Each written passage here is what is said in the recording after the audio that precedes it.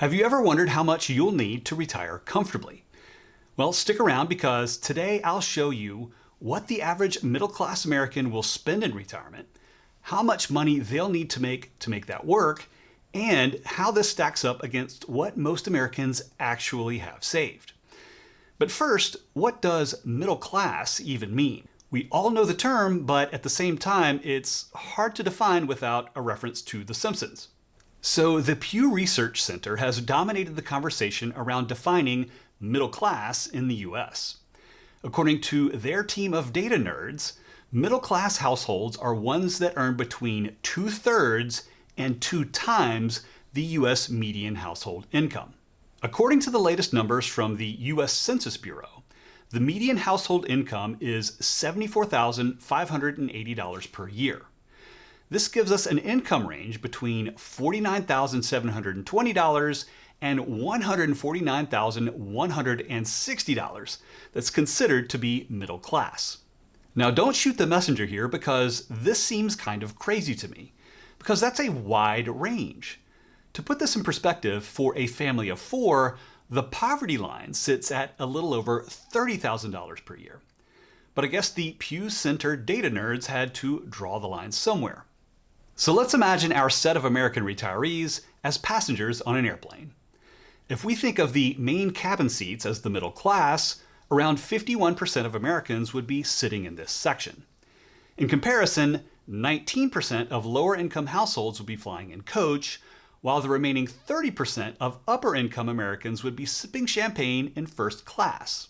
Based on our middle class income range, many of you might be surprised to learn that you are in the upper class. So while you're there in first class, don't start pounding Crown and Coke and start no shit. So how much will one of our middle class main cabin passengers actually spend in retirement? Since we have such a wide range of incomes that make up our data, we'll consider 3 different cases. First, the low end of the range, then the median income, and of course, the high end of the range. To calculate each one's take-home pay, we'll net out taxes and retirement savings.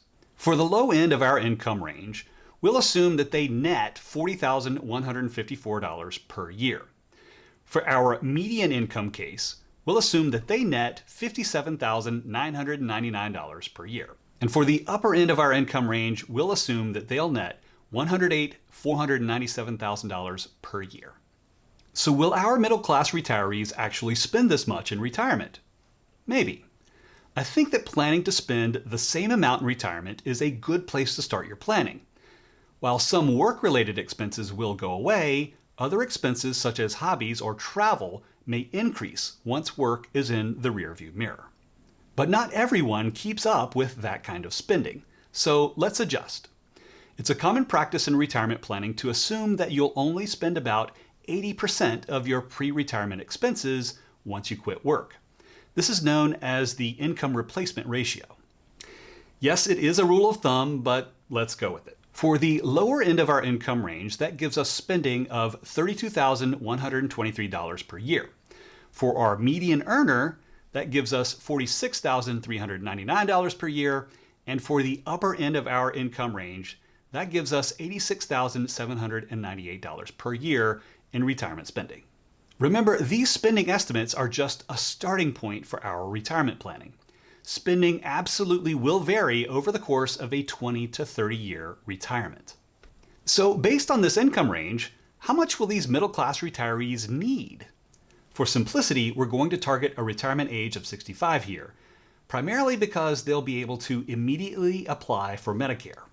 So based on Social Security's quick calculator, here are the expected retirement benefits for our middle class retirees. Let's also assume that these retirees are married, so let's not forget to add in the spousal benefit income. Okay, now that we know how much they're going to spend and how much they're going to receive in Social Security benefits, let's use the good old 4% rule to estimate how much they'll need to have saved. To meet the lower end of the income range spending, they'll need $175,000 saved up. For the median case, they'll need $354,000 saved up in order to meet the income gap. And finally, for the upper end of the middle class income range, they'll need approximately $918,000 saved to make up that income gap in retirement. But remember, these calculations are for married couples. What do these calculations look like for a single retiree that doesn't have spousal Social Security income? Obviously, they'll need to have more saved because they have less income coming in from Social Security. For the low end of our income range, they'll need $347,000 saved. For the median, $559,000. And for the high end of the income range, they'll need almost $1.17 million saved to bridge that income gap. That's much more than the married couple would need. Okay, that's great. Now we know how much we need. But how much does the average American actually have saved? According to the Federal Reserve, the average savings for Americans between 55 and 64 is roughly $538,000. If we think back to our airplane analogy, it may seem like our middle-class passengers in the main cabin are doing okay. But that's not the case. The median savings for Americans in this age group is $185,000. In fact, the data says that 47% of them have zero retirement savings. So while there are a few passengers in the main cabin who have either been prodigious savers or inherited quite a bit of wealth, a lot of middle-class Americans aren't even getting on the plane. And so this is one of the issues around basing middle class on income rather than net worth.